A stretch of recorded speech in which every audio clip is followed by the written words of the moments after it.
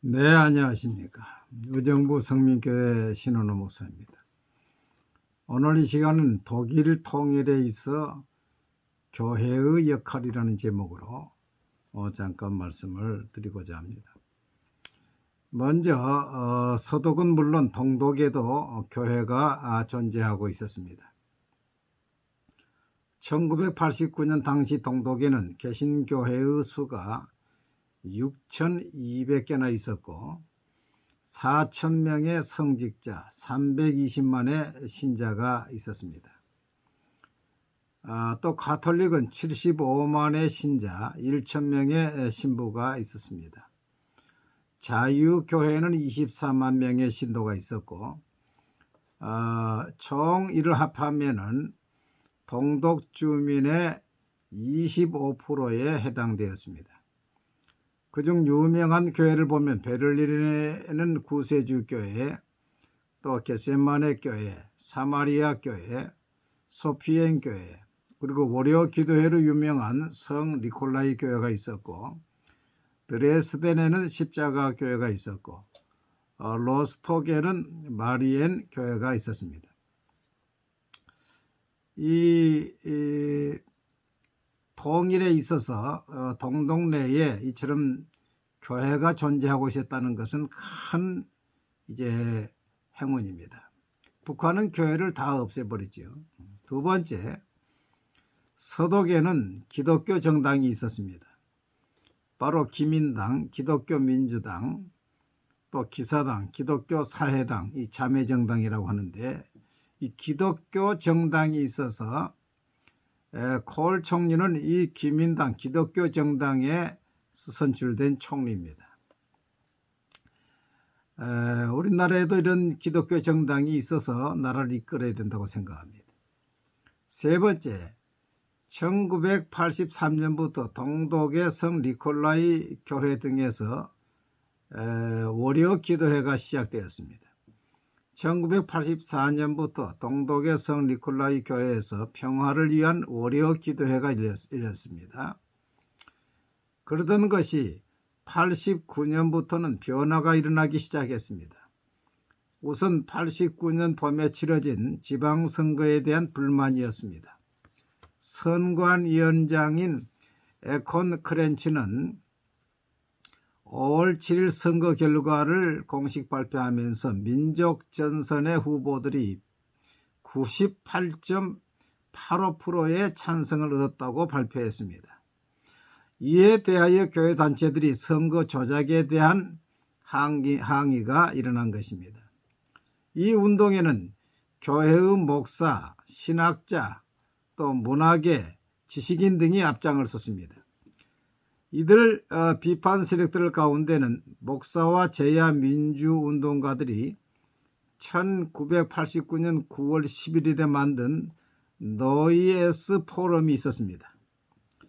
월요 기도회는 83년 50여 명의 청년들이 촛불 집회를 하다가 경찰의 체포를 피해 성 니콜라이 교회로 피신한 것이 계기가 되어 시작이 되었는데, 이 월요 평화 기도회는 크리스티안 피러 목사가 주도하여서 이 기도회가 끝나면 헤어지지 아니하고 토론회가 열렸고, 토론 후에는 거리로 나가서 비폭력 시위를 벌였는데, 그때의 주제가 민주주의, 여행 규제 완화, 우리가 인민이다, 자유를 달라, 이러한 구호를 외치면서 비폭력 시위를 했습니다.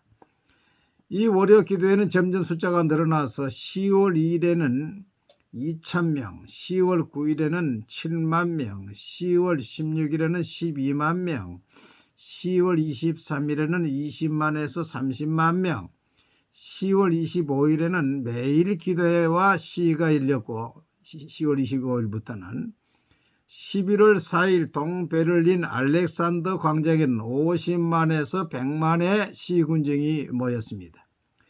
11월 6일 시위에서는 동베를린 시장, 공산당 시장 볼프강 베르크호퍼와 동독 공산당 드레스덴 서기장 모두루까지 합세해서 내각의 총사퇴를 촉구했습니다. 그게 이제 공산당 지도자들도 이제 이 시위에 포함이 합세한 것입니다. 네 번째, 이런 기도회와 시위 결과 동독 공산당 지도부는 10월 18일 위기 타개의 일환으로 호네커 서기장을 퇴진시키고 새로운 시장으로 크렌치를 선출합니다.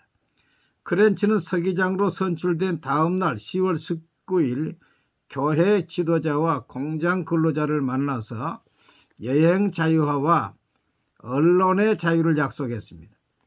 그리고 10월 27일에는 시위 및 동독 불법 탈출 등과 관련하여 구속되거나 재판 계류 중인 사람들에 대해서 사면과 석방을 10월 30일까지 하기로 약속을 했습니다. 동독 공산당 지도부는 연이은 대규모 시위를 타개하기 위하여 빌리 스토프 총리를 비롯하여 강요들을 교체했습니다. 후임 총리로는 드레스덴 공산당 서기장 모두로우가 선출되었습니다. 11월 8일 21명의 정치국원이 총사퇴하고 신임 정치국원 11명이 선출되었습니다. 11월 9일 크렌치 서기장의 지시로 당 대변인 사보부스키가 11월 9일 오후 7시경 기자회견을 갖고 모든 국경과 베를린 장벽의 개방을 포함한 여행 자유화 조치를 발표하였습니다. 이렇게 해서 11월 9일 역사적인 베를린 장벽이 무너지게 된 것입니다.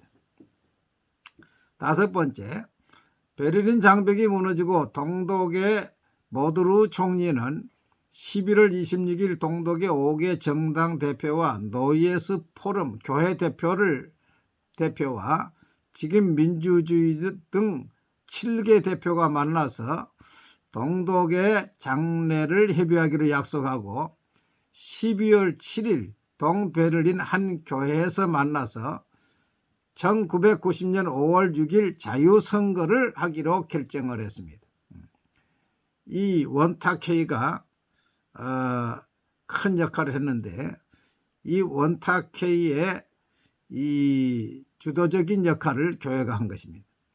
1990년 1월 28일 모두루 총리와 원탁회의 대표자들은 민족적 책임 정부를 발족하기로 합의하고 같은 날 인민회의는 당초 5월 6일의 선거일을 3월 18일로 앞당기기로 결정을 했습니다. 2월 5일 모두루 총리와 원탁회의 대표자들은 각 그룹 대표 1명씩 8명을 포함하여 민족적 책임 정부를 공식 발족하였고 이 원탁회의는 3월 10일 인민회의 선거가 열릴 때까지 총 16회의 회의를 열었습니다. 이 원탁회의는 헌법상 기구 밖에 위치했지만 동독의 국가 붕괴와 또 통일에 있어서 큰 역할을 감당한 것입니다. 교회는 이 회의에서 주도적인 역할을 한 것입니다. 교회가 이렇게 중심 역할을 한 것은 당시 교회는 동독사회의 체제에 결속되지 아니하는 유일한 대공산 적대 조직이었고 유능한 지도자를 가지고 있었고 활동을 위한 제반 시설을 가지고 있었기 때문입니다. 그랬기에 교회는 반대 세력의 중심이요 그 결정체로서 역사적 역할을 하게 된 것입니다. 제가 이 내용들을 좀 살펴보면서 느낀 점이 몇 가지 있습니다. 첫째로 동독은 교회를 그대로 두었다는 것입니다. 그럼 북한은 교회를 다 말살했지요. 가장 악독한 공산주의지. 두 번째, 독일에는 기독교 정당이 있어서 나라를 이끌었고 지금도 이끌고 있습니다. 이 기민당, 기사당, 기독교 민주당, 기독교 사회당. 우리나라도 이 교회가 이 사회를 지도하려면 정치권 안에 정당이 있어야 된다고 생각합니다. 독일의 교회가 성니콜라이 교회가 83년부터 월요평화 기도회가 시작되어서 이제 89년에 이제 장벽이 무너졌는데 그러면 3, 4, 5, 6, 7, 8, 9, 한 7년 기도회를 하니까 장벽이 무너졌습니다. 우리나라에도 이러한 기도회가 있어야 된다고 생각합니다. 다행히 세계 한국인 총연합회 세기총과 한교영 한국교회 연합회에서 화요 기도회를 이제 창립을 해서 애기봉에서 기도회를 하는데, 이 장소를 서울 광화문이나 이렇게 중앙으로 옮겨야 된다고 생각합니다. 네 번째, 미리 온 통일이라고 불리는 탈북자들이 우리나라에 32,000명 정도 있습니다. 이 사람들을 교회가 포용을 하고 또 교회가 훈련을 시켜서 통일을 대비해야 된다고 생각합니다. 여러분, 한국의 통일도 독일의 통일처럼 교회가 중심이 되어야 된다고 생각하고 또 교회가 중심이 될 것입니다. 그래서 교회의 기도회로부터 통일이 시작이 되고 또 이 통일에 있어서 중심 역할을 우리 교회가 할 것이라고 생각합니다. 감사합니다.